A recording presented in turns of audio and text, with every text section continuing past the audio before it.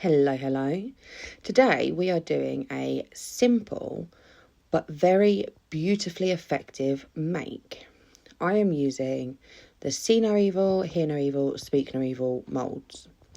These are pot moulds and I am going to be doing them with resin and rock salt. I've put it in a bag because the bag of rock salt I've got is huge and does not fit on my work surface. So all I'm going to do is I am going to fully saturate the rock salt in the resin. I've split my resin down because I want a lot of rock salt in there.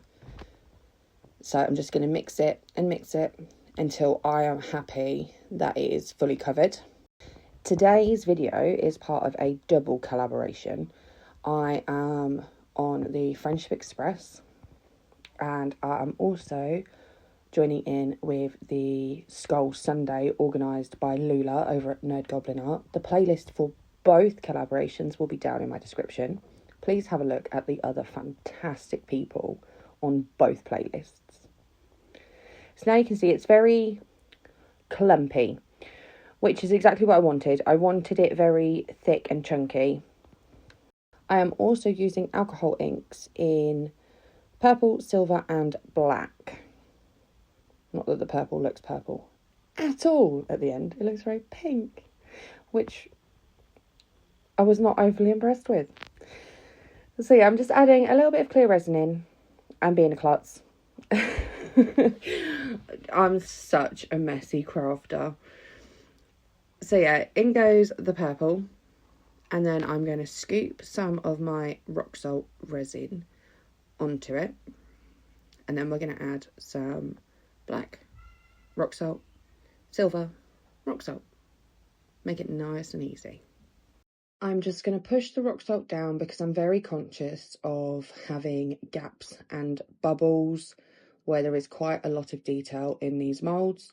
So we're going to do some squishing, some whacking and some wedging and poking and prodding. I am going for a marbled-ish technique. A big emphasis on the ish. Not overly bothered like how the pattern comes out, but I did want it marbled, kind of. Now, while I am doing the same process to all three pots, I am doing them all in different orders, just so they all have an ever so slightly different effect. I want them to be cohesive as a set without trying to make them identical, because then I get a bit obsessive over the fact that they're not identical, because, you know, resin does what resin wants. I am going to let you just enjoy the process with a bit of music.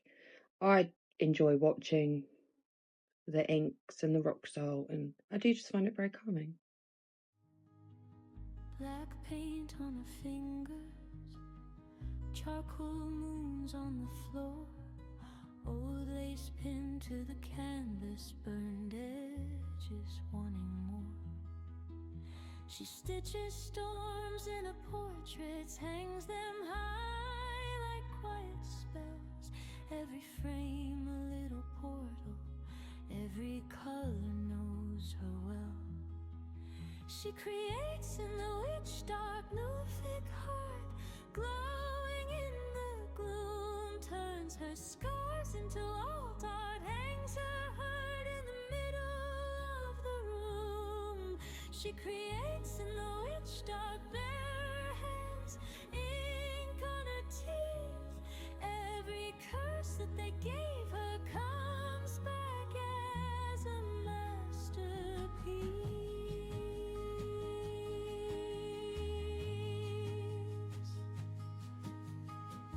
Candles drip over sketchbooks, wax rivers down the spine, tea leaves stuck to the palette, old stories in every line.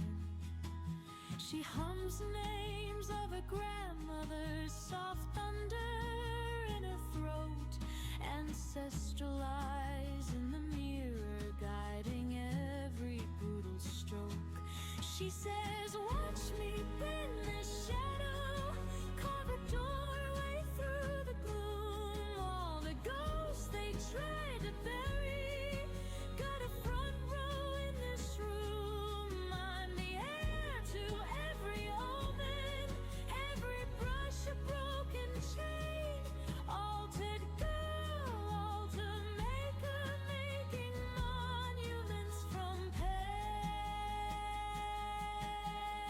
And now is time for demold. We are going to... There's salt. Honestly, the salt got everywhere. It took me ages to clean it up.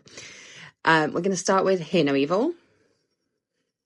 And I am really happy with how all three of these turned out. But oh my goodness, did the salt add weight to these pots. They are hefty. Here I am using my belly to demold because, you know, skulls are an absolute nightmare. And I am really, really chuffed. Like, I do really like how they've come out. Still annoyed the fact that my purple is pink, but, you know, we'll move forward. But I am really, really happy with the effect. The kind of marbling that has happened with all three. Like, I do think it's such a simple but beautiful technique. After this, I come from a science background, so my brain knows that the rock salt that is on the outsides of these pots will eventually deteriorate with the moisture of the air. So I am going in with a gloss varnish to try to seal them in so that the rock salt doesn't deteriorate long term. In theory, this should work just because it has fully sealed in, so the rock salt has nothing to react with. I'm just taking this piece of paper and I am drawing around the inner edge of the top of the pot in the hope that I will get a rough outline of the shape of the pot, because I then want to take my, we'll call it a stencil, and put it on some foam, because I want foam inside these. This was, I think I made this a lot harder than it needed to be. It should not have been as hard as I've made it. I'm pretty sure there probably was an easier way around this. But I ended up sat there with my craft knife and a pair of scissors, knocking my camera a lot. I then realised I'm cutting directly onto my silicone mat. So I grabbed my craft chopping board. I do have a craft mat, but honestly I just prefer the chopping board.